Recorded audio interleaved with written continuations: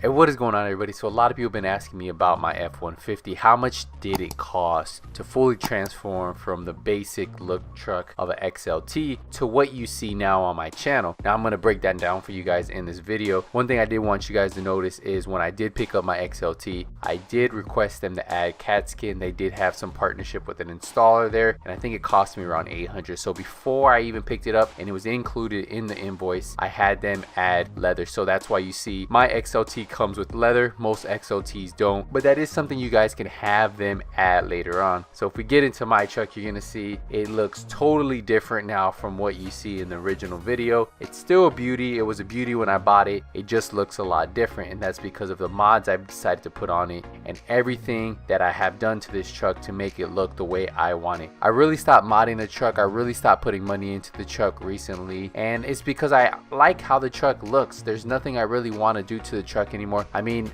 sometimes I get the itch to put an exhaust, but hey, I just don't really want that noise when I'm driving around. This is a V8, so it does sound like a beast already. When I gun it, would it sound a lot better with a nice exhaust? Yes, it would, but I just don't want that type of sound right now. As I'm getting a little older, I'm like, you know what? I just don't need that. So the first item I want to talk to you guys about are the headlights. These are the ANZO USA headlights. You can get them for around $500, and that does not include the low beam. You do want to upgrade. I did switch out my low beam on my ANZO USA headlights to a Putco bulb, and I really recommend you guys picking those up. They're a little bit expensive, but they're definitely worth it. Then for the grill, we went with the Paramount grill. When you order this grill, it doesn't come with the letters F and R. You have to buy those letters separate. I'll put a link to that down below too. But this grill definitely sets off this truck. I get so many compliments with it, and I just like how it says Ford. Honestly, I think that reminds me of a lot of the older looking trucks, how they used to say Ford across the front. And for the price, you really can't beat it. I think you can get it on Amazon for around $235, and then the letters are around $40. So it's not an expensive grill, and it makes a big difference. Now, it doesn't come in black. I had mine painted a flat matte black, so that is something you guys might want to think about if you guys want to change the color of it. Now for the fog lights, the bulb I currently use, the brand does not make them anymore. If I were to pick another brand, I would either use the Putco ones. They're a little bit more expensive, or you could even go with the J All-Star ones that I currently use one of their bulbs as my reverse lights that are amazing. They're super bright, they're really good, and I really recommend those. So if I had to pick for fog lights, I would either go with the Putco bulb or I would go with those J All-Star bulbs. As we get underneath the truck, you're gonna see I have a 6-inch Pro Comp lift. It rides really smooth. I have no issues with it, and I like it a lot. This is what it looks like from the side. As you can see, it makes the truck look like a beast, and I pair that up with 35-inch tires. These are BF Goodrich tires. They're amazing, and then they have 20-inch rims by 12.5, and I cannot complain about these rims, these tires with this 6-inch setup. Now this cost me around $4,900, probably the most expensive upgrade I've done to the truck. I had to have this professionally installed for around $4,900. I was able to install the tires,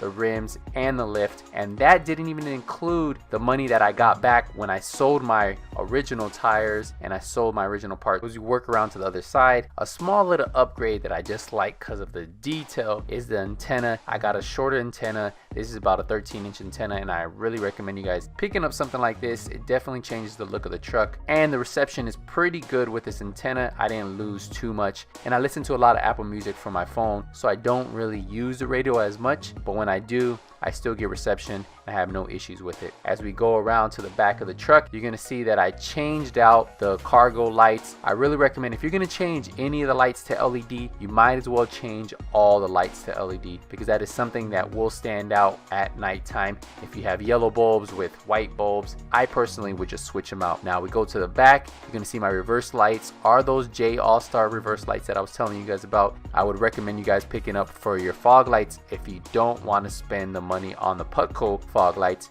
Those will still do the job. I haven't had any issue with these J All-Star reverse lights. They are super bright and they work really good, especially at night. Did switch out the license plate lights to match the LED lights from the cargo bay, and then of course the reverse lights. As we work our way to the front of the truck, you're gonna see when I open up the rear door, we have those Husky liner mats. This is probably the #1 upgrade I'd recommend you guys doing. The first upgrade, because you guys want to protect that interior, and these do just that. You can just take them out whenever you need to. You can clean clean them off, you can vacuum them, you can spray them down, and they will clean right up. If you look in the front, I have the same ones. These are a little bit more dirty. I need to clean these out a little bit, but the same thing. I just pull them out, hose them down, wash them off, and they're done. When we look at the interior, you're gonna see this is where I have that cat skin leather. XLT models come with no leather. This leather is amazing. I wouldn't want to put anything else in my truck. This has held up. My truck's about 2 years old and it looks brand new. Something I would really recommend you guys picking up if you guys are looking at changing the way your interior looks. And that's pretty much it. That is how you guys can transform your F150. Remember, I didn't go with the most expensive model. I went with the model that could fit my price range. You can buy this same exact model for around 30,000 used, and then if you put the same exact mods that I put on my truck, about 6,000 more, and you have yourself a beast. It's cheaper than trying to buy the top of the line model